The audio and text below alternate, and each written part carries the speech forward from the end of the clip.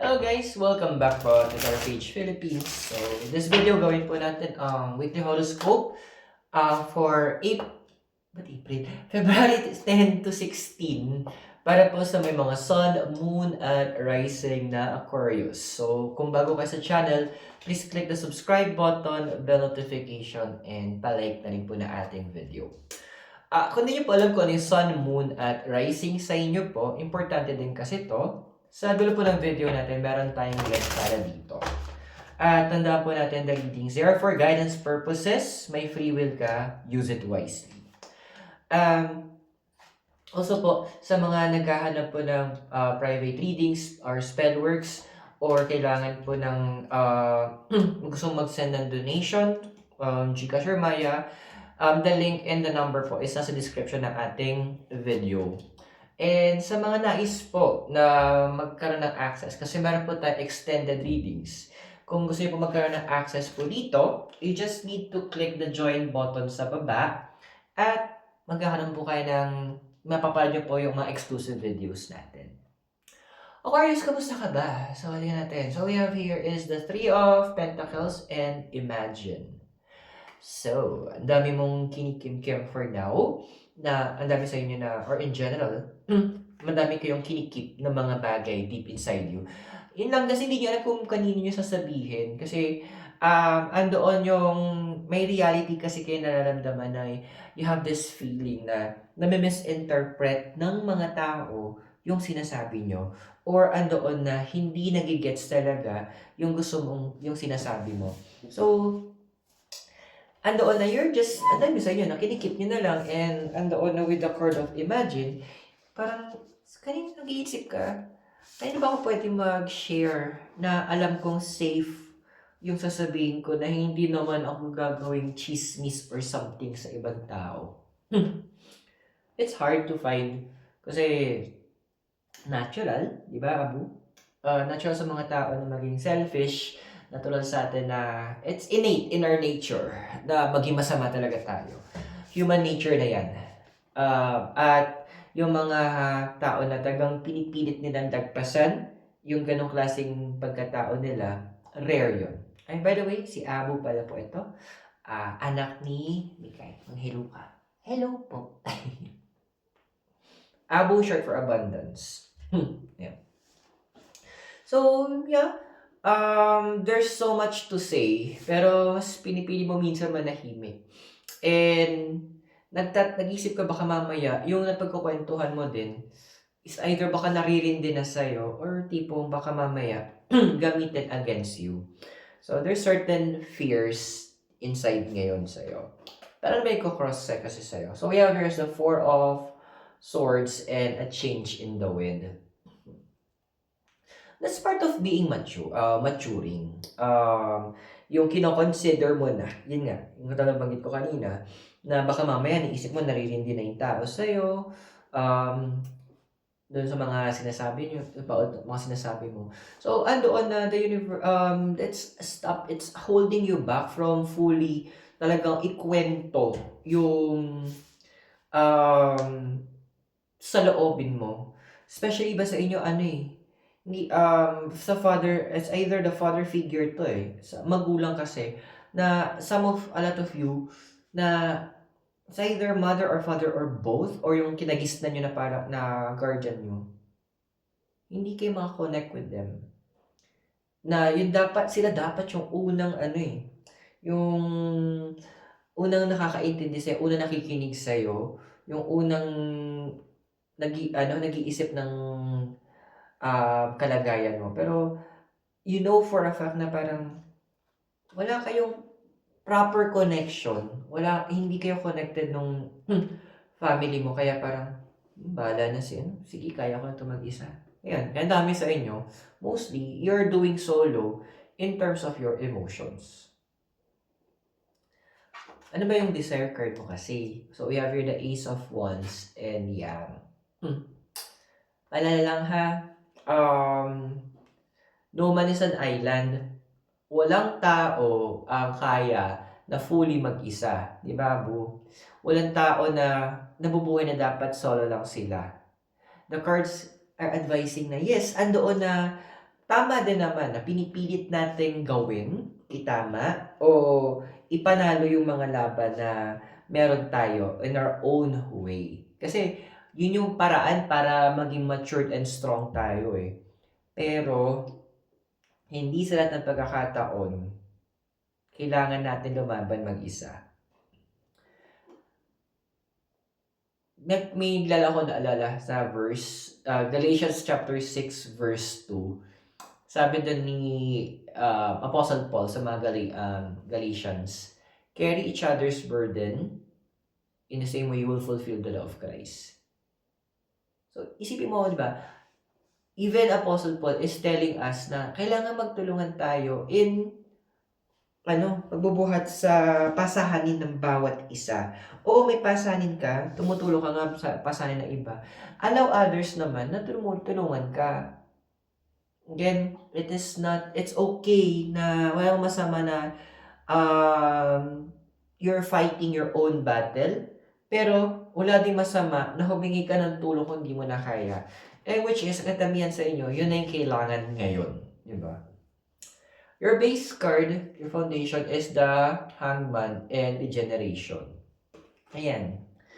Some of you guys in the House of Aquarius, yung placement, kaka-keep nyo ng mga emotions nyo,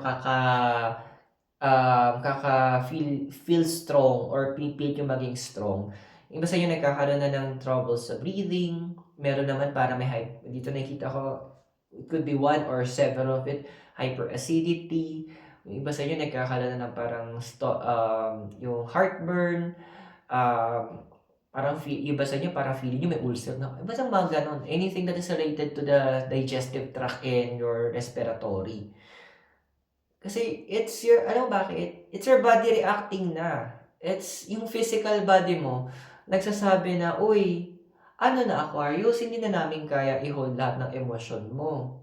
Our emotions is very strong na ang katawan natin is very weak para i-handle to. Napakalalim ng emotions na it's very powerful. Parang may nabasa pa nga ako na literal pwede kang masigpay by having a broken heart. Na yung sobrang down ng emotions mo, your heart can fail. Pwede pala siya. Your emotions are so strong. Ang problema to pa, hindi mo lang forte ang emotions.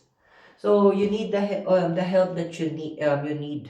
Kung kailangan mo ng tulong, kailangan mo magkwento, meron ka mga pwedeng pagsabihan. And please, be honest with them. Kapag nagbigay na yung universe sa'yo ng tao or mga tao na willing makinig sa'yo, maging honest ka. Huwag mo nang protektahan yung image mo. Kasi, paano nila matutulungan ka kung hindi nila alam yung buong kwento? Parang, di ba, pag nagpapacheck up tayo, ang daming tinatanong sa atin yung mga allergies, may vaccine na ba, ganito, ganyan. Kasi kailangan nila ma-ward off. Baka mamaya, yung gamot na ibibigay nila, it's allergic ka pala. Imbis na makatulong, mapasama. So, they need your complete honesty in your medical history. Same thing din sa mga nangyayari sa'yo. If you need that help very badly, kailangan mo talaga maging honest. Kung ano yung mali mo, akuin mo. And actually, ang pag-ako ng mali is a sign of maturity. Di ba, Abu? So, ano ba nangyari sa past? Kasi, na prominent. So, 6 of Cups, tsaka round and round. Dami sa inyo na may miss yung parang mga good old days na you found a group, you found a family, pero parang, asa na sila? Alam mo yun?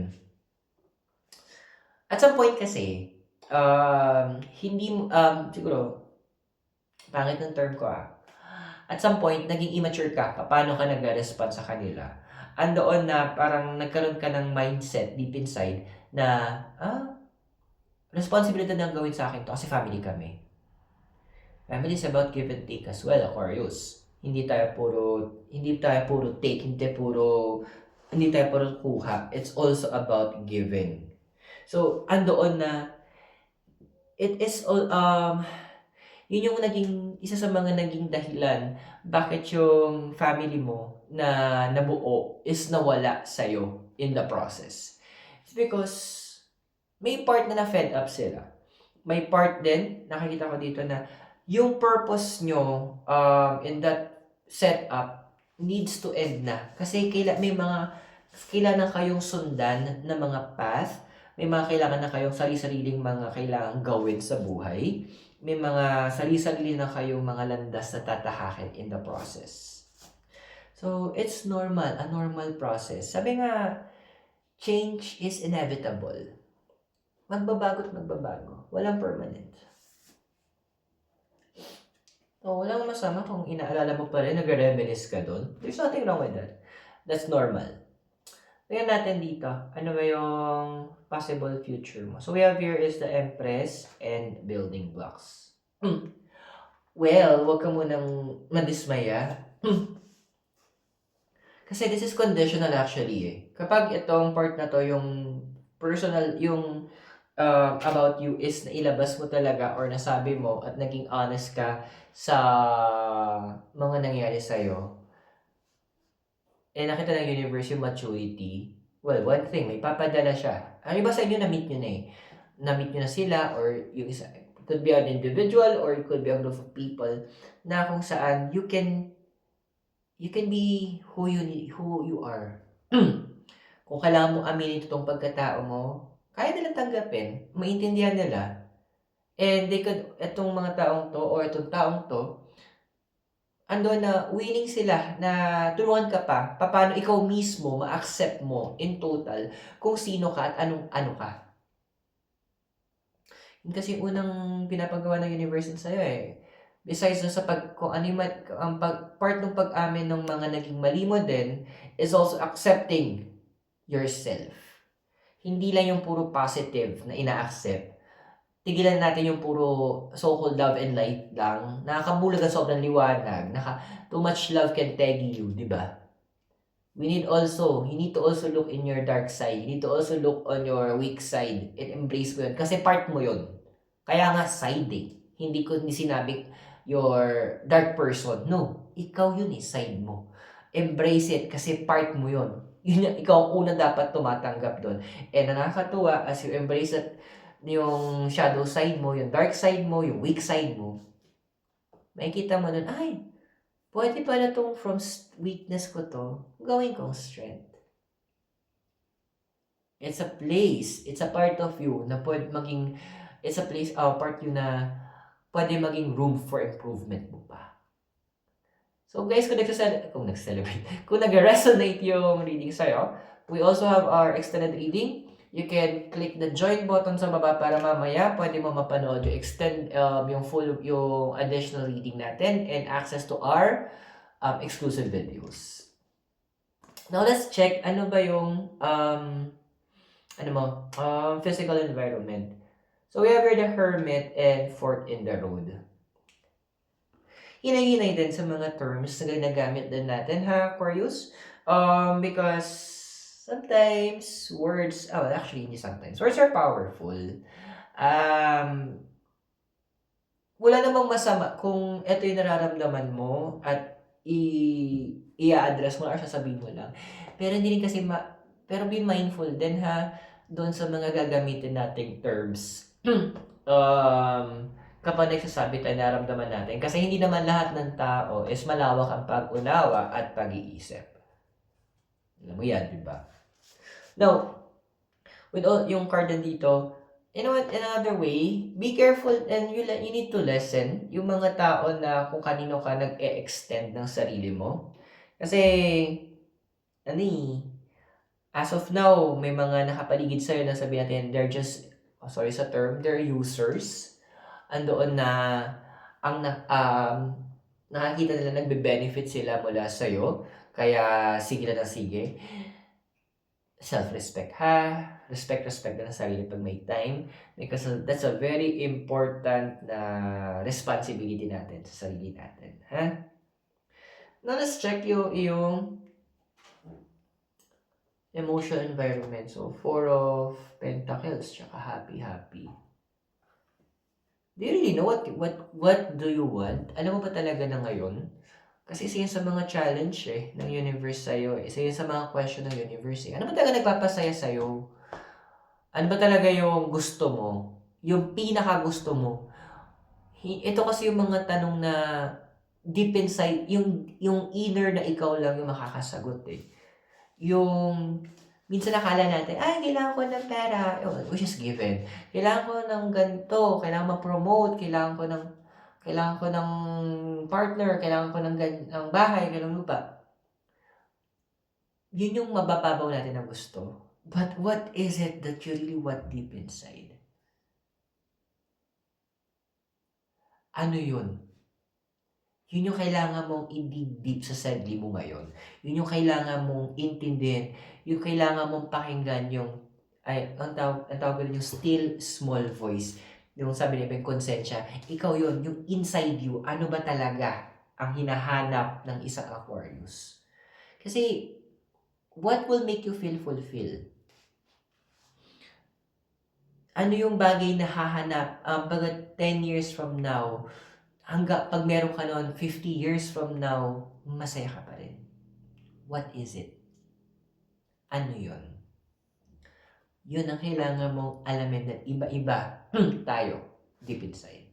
Na gusto at kailangan talaga. Your hopes and fears we have here is the tower and a leg up. Dude, hindi dahil manghihingi tayo ng tulong, weak na tayo, ha? Paalala lang. Kasi, actually, ito sa personal take ko, ha? Yung mga taong marunong manghingi ng tulong, ibig sabihin nun, malakas talaga sila. Kasi ang hirap kasi magpakumbaba para humingi ng tulong. Gets my logic? Ang hirap kasi na magsabi sa iba na hindi mo na kaya, na pasandal, na pwede ba akong maghinga sa'yo ng nararamdaman ko? Kasi by doing that, kailangan mong ipakita yung totoong ikaw. Kailangan mong ilabas yung totoong emosyon. And that's hard. It takes a matured and a strong person para gawin yun. Kaya siguro, in a way, few people lang yung nakitang umiyak talaga ako. Because of mga pinagdadaanan or problems. Only a selected people lang yung nakita nun. Kasi may tiwala ako sa kanila. And andon na, literal, I was so weak sa harapan nila for that. So, asking for help is never a sign of weakness. Basta valid yung hihingi mong help, ha? Now, what's the possible future? So, we have here is the sun and all that glitters. Sabi nga nila for you to find the sun, for you to be able to see the sunrise, you need to brave the darkness. Para makita mo ang bukang liwayway, kailangan mong harapin muna ang gabi. Ang malamig na gabi. Which is totoo. Alam mo yung you're what? A lot of you are looking for that happiness.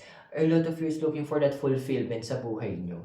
Pero ang dami din naman sa inyo, ayaw nyo namang harapin yung mga kailangan nyong harapin para ma-fulfill yon. There are also sacrifices na kailangan mong gawin. There are also things na kailangan mong bitawan at kailangan mong ayusin sa sarili mo. And it's time na harapin mo yun. And huwag ka mag-alala kasi yung mga binanggit dito sa cards na kailangan mong ayusin. Once yun, nagawa mo siya, once nabigyan mo ng tamang attention yon at ang patang lunas, sunod-sunod na siya. Yung gabi mo is matatapos at makita mo yung bukang liwayway na hinahanap mo. So, naway nakatulong po yung readings natin sa'yo. At tandaan, the readings are for guidance purposes. Use your free will wisely. So, nakalatag na po, kumuha na po ako ng cards para sa ating extended reading. Kung gusto nyo mapanood po ito, at siyempre tuloy natin yung reading, please click the join button sa baba at maging member po natin. And guys, sa mga naghahanap po pala ng mga private readings, magpa-schedule or spell works, or gusto mag-send ng donation via GCash Maya, the link and the number is in the description at the bottom of the screen.